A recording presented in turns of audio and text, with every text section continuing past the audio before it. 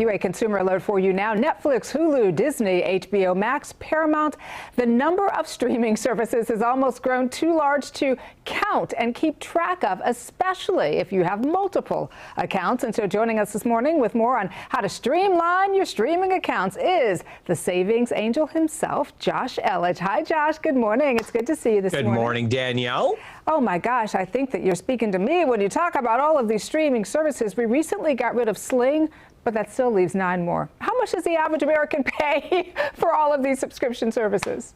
Yeah, it's, believe it or not, you know, when you include all those subscriptions to app stores and that sort of thing, it's about $250. It is really significant. Over the course of a year, that's $3,000. And here's the thing, Danielle, is 84% of Americans underestimate how much they're spending in subscription. So in other words, once they find out, they're usually like, oh, whoa, that's a lot of money. I know, but you know what, Josh? You feel like you need them all, right? Because you need Disney Plus for certain movies you're going to see there. You think you need Hulu because you want to be able to watch live TV. And I even have DirecTV on top of all of that. So I know I need to streamline. What's the first step here? Well, it's going to save you a lot of money, if you will. And so what I'm recommending that you do is you set aside about 30, 45 minutes. And what I want you to, I want you to look a couple of places, and you can make this really easy. And there are services, which I'll mention in just a moment here. But if you want to just do this manually, I promise you it's not that hard. But what you need to do is go into your app store, either through, you know, in your device, right? Get there. And in there, you will find a spot where you can see, and if you just Google this, and you can find out exactly how to navigate there. But you'll see all of your subscriptions. And see, the monthly ones, those can be a little bit easier to track. But Danielle, it's these, you know, it's the annual ones that, you know, are going to come up and it's like $79. And you're like, all of a sudden, when that gets debited from your account, I don't know if you're like me, but I'm like, ooh, I didn't want to renew that, right? And so, but if you go through all your app store, make sure you look and see, and you're like, yep, I definitely want that. And hang on, I'm going to get to a litmus test too. Are you sure you really want that? And I'm going to give you something that you can try. And it's absolutely worked for everybody I've recommended this to.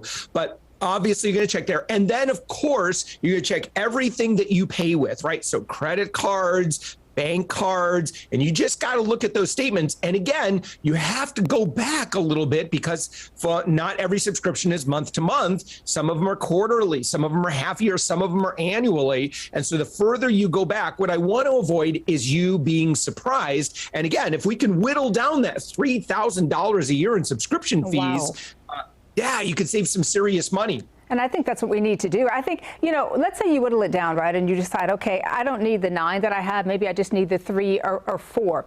What should I do so I don't fall into the same trap again next year when I'm like, oh, but I do want Netflix because I want to watch, and just like that, I want to see how Carrie and the gang ended up. Yep, absolutely. And you're not, trust me, you're not alone. Everyone does this. So here's my recommendation, right? Is, you know, make a commitment to finish up that series.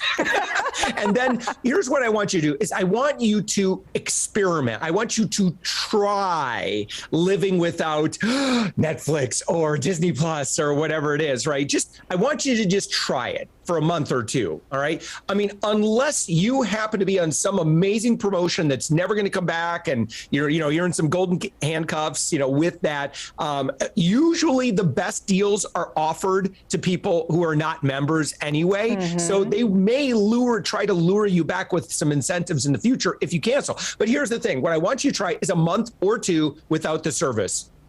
Did the sun come up the next day? Yeah. And if it looks like it did. You're okay. Then I just saved you some money. But there are also some services out there like Truebill, Mint. And if you just look around, there's subscriptions that will automatically, if you don't mind linking up your accounts to them, they'll scan through for you and say, oh, this is a subscription. Click here if you want to cancel, which makes it nice and easy. Let me go home and finish and just like that then. I got to see what happened. I know Big died, but I got to see what else happened. So I'll do that. Then I'll go ahead and do everything you talked about. Josh Elledge, thank you so much. Thanks, Danielle. Have a great morning. You do the same.